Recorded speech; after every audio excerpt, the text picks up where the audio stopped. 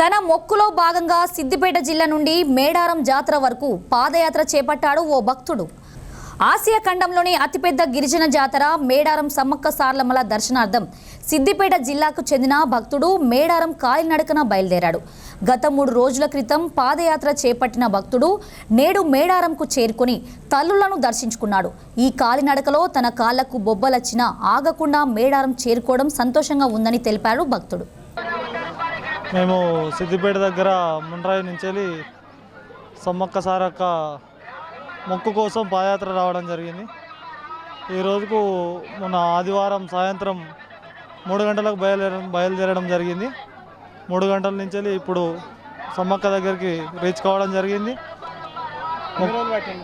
3 రోజులు దాదాపుగా 190 కిలోమీటర్లు ఉంటుంది.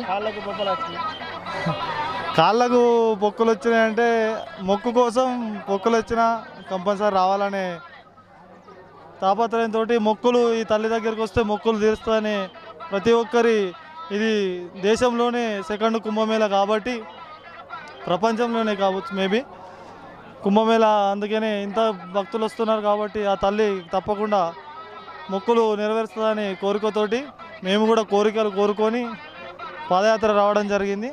ఈ రోజుకు తల్లి దగ్గరికి చేరుకోవడం జరిగింది. మొక్కులు సమర్పించుకొని మరలా ఇక తిరిగి వెళ్ళడం జరుగుతుంది. Thank you.